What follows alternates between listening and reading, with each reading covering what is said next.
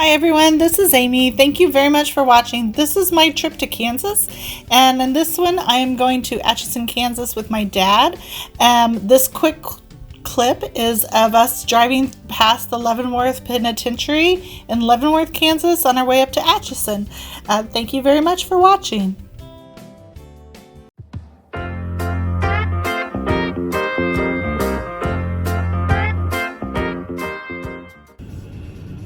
Jeremy and I like to come up to Atchison, Kansas. Sometimes when we used to live in Kansas, it wasn't too far from where we lived.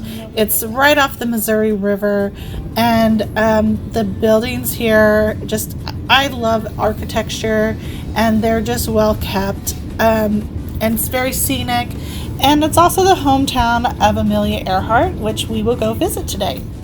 First stop is the Atchison County Historical Society Museum. Just to the right is their Railroad Museum. You can go in, and we'll do this later. You can go up to the trains and the cars and explore them as to your heart's content. Just be careful because they are older. But inside, this is the historic 1880 Santa Fe Freight Depot in Atchison, Kansas. And it's free to get in. They just ask for donations. It's also kind of a good stopping place to pick up different brochures or flyers about other places in Kansas.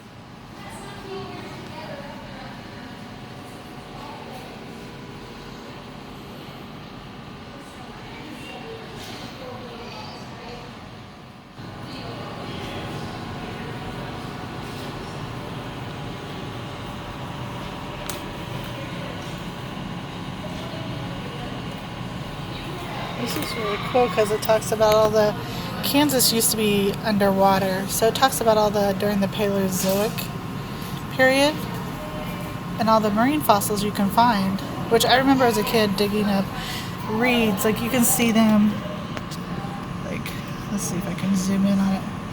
Those right there, we used to be able to find those in the dirt pretty often. But not those big old shark teeth, oh my gosh. That's pretty cool. I think this is interesting. Kansa, which is what Kansas is named after, is the people of the South Wind. And it has over here the Kansa word for South Wind is Aka. And then you can see some of the Kansa Nation. Chief White Plume. Oop, I gotta get this up because my sunglasses are gonna fall, of course. And the wife of Bear Catcher. And this is Little White Bear. I'm not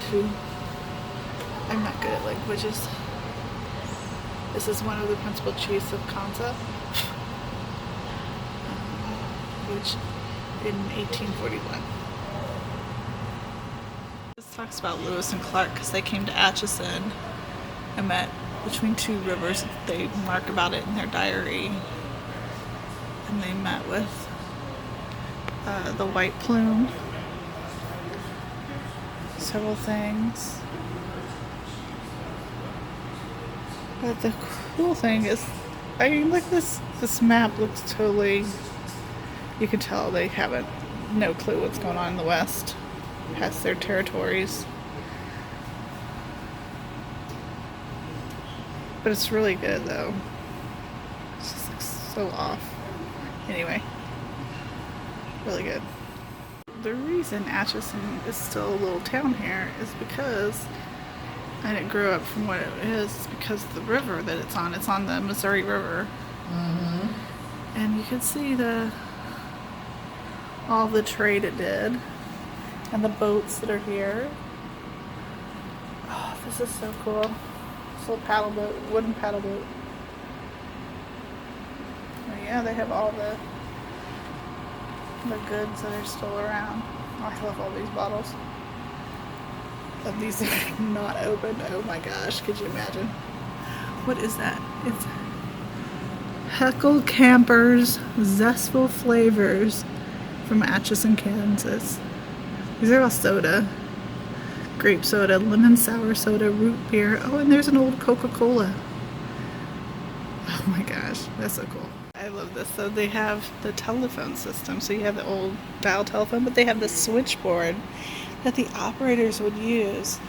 So you call in and be like, hello operator, I need you to push me through to, I don't know, Harrison 596.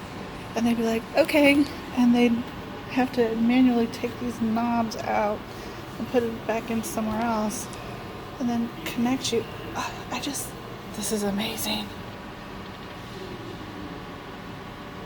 This is so cool. Anyway, and then they have like the old radios over here because they had a radio station. What is it? KVAK from July 28th, 1939. That's pretty cool. Oh, he looks serious, man. Serious. But you can read about it here. Anyway, that's pretty cool. Atchison still kept up its transportation with the boats. They transferred over to railroad. And if you ever watch, what's the movie? No, I don't know what it is. Oh my! So, in the movie The Harvey Girls, Judy Garland sings a song called "The Atchison, the Topeka, and the Santa Fe," and it's about this railroad. So there you go. It's pretty cool, and they have a lot of memorabilia about it. So.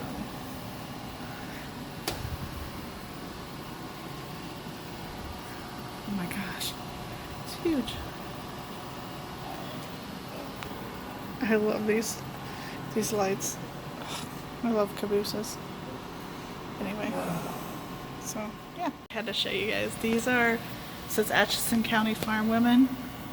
So you got Miss Mary Ballinger, Viva Scott. Sorry about the reflection. Mary Catherine Vollmer, Janet Lee, Lucille Frank. Ooh. Driving a tractor around. That's my favorite part. Joe Purdue, getting the cows in. And down here, Helen Korpstein. That's pretty cool. Oh, we're trying to figure out what this is. It's a creamer. Oh, it's a creamer. This is right there. I found it. Oh. It Okay. says cream for the milk. Oh. Oh, that must be what those two little divots are on the left-hand side are. Huh.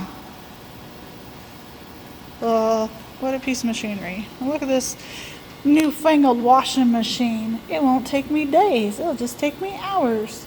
Alright, the big old long fire wagon.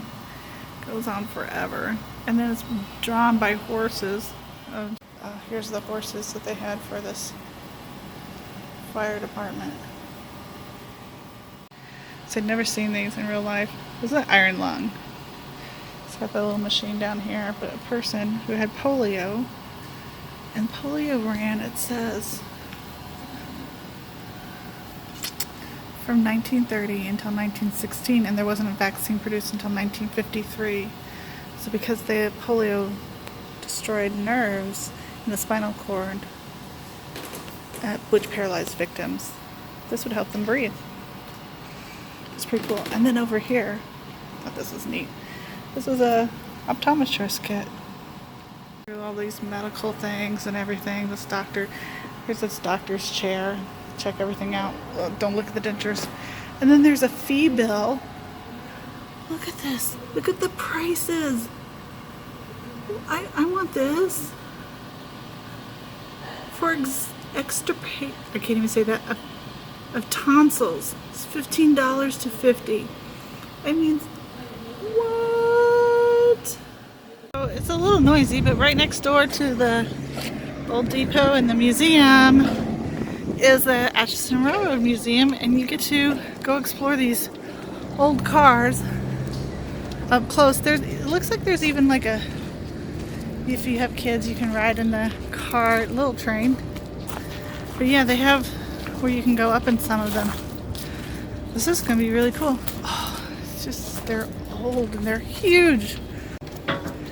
Alright, so Dad's going first. I'm going next. Oh my gosh. I wish they had labels for things like, oh, this does this and this does that. I know. Like, wow. Oh, look. Oh, look, the seat is spring-loaded, so you can sit here. But it's wood. But it's wood. So, you know, you'd want to take like a, oh, you can see it really bad there. You'd want to take like a cushion from home. Maybe have your mom or your significant other make you a cushion. Oh, it sits up real high. It adjusts. Yeah, and then you have all these levers and knobs and things to pull and do, and holy crap. That's probably hotter than Hades because there's the I'm sure it is. You are sitting right next to the engine. And then, oh, it says keep off. This is where they stored the coal. Oh, yeah. Shovel it from there right on in. All right. But yeah, you can see you're like way up here too. There's a real train next to us. Nowadays, most trains in the U.S. just do, oh gosh, coal. Can't get in it, but you can look in there. Let's see if we see anything. I can't even see anything. I mean, you can kind of see this is where they probably stayed and slept and ate. I mean, that's a box car, so that's going to be pretty empty. This is like a railroad graveyard almost. Yeah. And this is probably what they'd put your luggage on when you went from one to another. I would say that would be a rail car. Where they put the luggage and the maybe the mail. Yeah. In the Missouri Pacific here.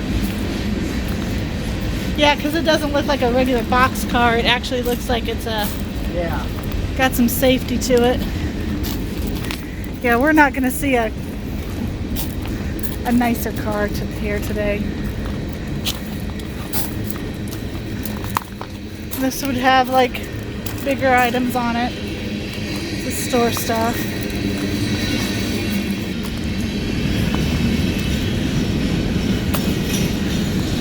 What is this one? This is Santa Fe. What's this? The 400? Kansas City Southern Lines. This looks like a nice one here. Yeah. This one looks like it'd be a passenger car. Let's see here. We can look inside and see. Oh yeah, because there's a table there. Oh. I'm trying to. Yeah, you can see like I'm getting spider webs on me. Oh, nice room. Yeah. Like there's a chair and some rooms. Huh. Very nice. Yeah. I don't know, you can see there's a table and chair there. I'm trying to. There we go. I mean, it's like from the 1950s or something. This is pretty cool. I loved it. Yeah. And it's 100 degrees outside. Okay, it's 90, but it feels like. So we're gonna go we're gonna try to see if some of the houses are open because they're museums. They're really cool. And they look like they're built around the turn of the century. And they try to keep them up. So, see you then. Okay, so now we're at the Amelia Earhart Birthplace Museum. And she's got a site. I mean, there's the bridge that takes you over the river over to Missouri. You can see. Oh my gosh. Look at that house over there. Jeez Louise. I love that house. Yes. These are beautiful. Okay. We have to use the side. Can you imagine the view from all the I know. That's what I'm saying. Like, sit on your front porch and... Oh, look at that house over there and all these old trees. I guess you get down here. Yeah. Okay, let's go. Yeah. All right. This is the inside of the parlor. That's her grandmother, Amelia Otis, who she's named after. And then you can see she knew Bing Crosby. and George Cohen. But yeah, style of house. Oh, look at the high ceilings. Oh my gosh, I love it.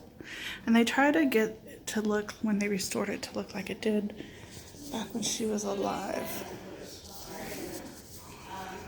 This room is the second parlor. This room used to be used as a library, and looks like they have lots of art pieces here. Again, look at the high ceilings and the windows. That's really cool. This her first transatlantic light she disappeared on. No. So this would have been a sunroom, and they would have had tons, as you can see, and they would have had tons of plants all around here. Oh, I would have loved having like breakfast in this room or something. And this is her plane. Let's see if I get this right. This is a Lockheed Vega 5B. But she flew her solo flight across the Atlantic in 1932. I love traveling to historical places and seeing all the new to me sites. If you're looking at planning your next vacation to some historical places, whether here in the US or abroad, please let me help you as your travel agent at amyf at loveofthemagicvacations.com or amyf at lotmv.com. Thank you very much. It's been converted to a gift shop, but they would put the food in through here and come out to the formal dining room, which is, this is the servants' look hallway. at that. That's beautiful. All the stained glass and frosted glass. That's so beautiful. Oh wow. And then lots more memorabilia.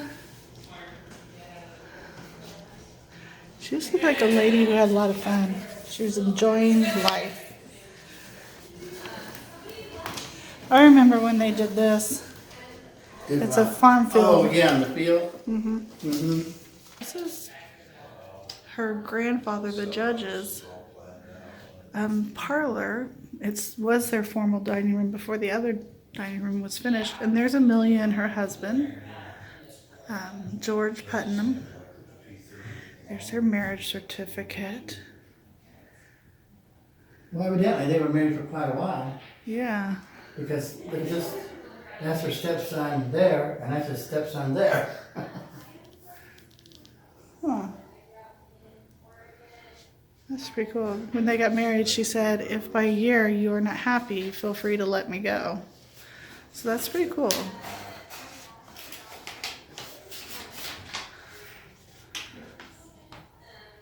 This is a telephone.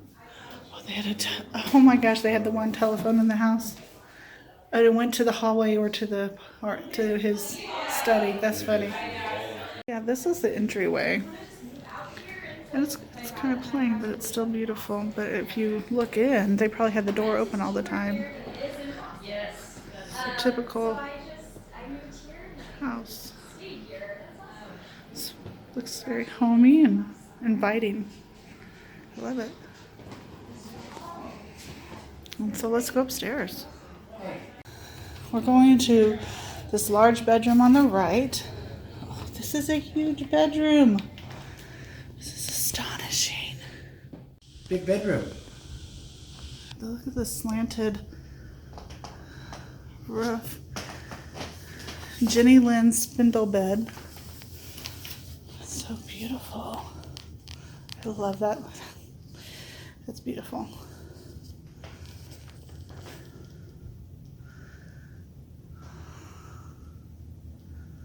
It has two doors. Oh, and they open at the top, so if you need air to come through, flow through.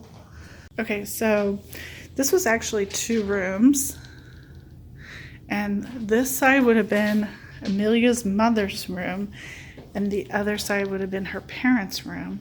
But when Amelia's mother, Amy, gave birth to Amelia, she wanted to be near her family. And so she would have given birth into a bed that was similar to this, a Jenny Lynn style spindle bed. And so Amelia was born here.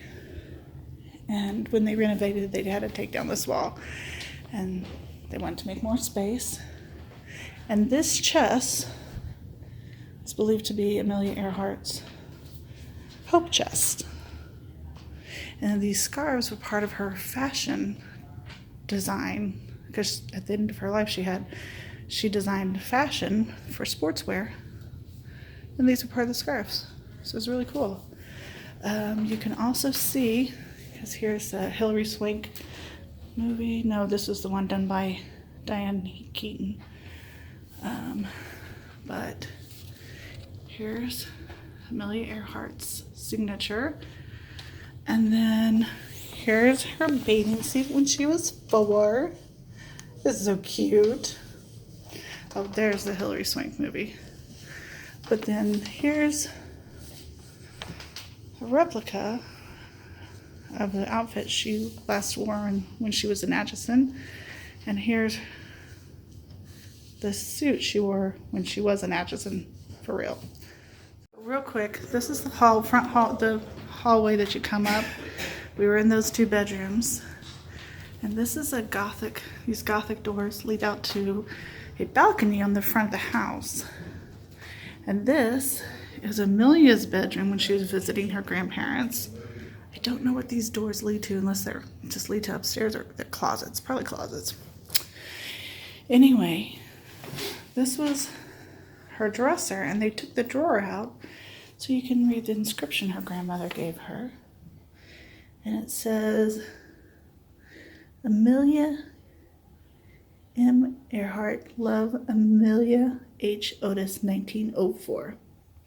So cute. And this is the last bedroom. This would have been her sister's bedroom. What was her sister's name? Muriel, when she visited, but they've turned it into kind of a place to show off a collection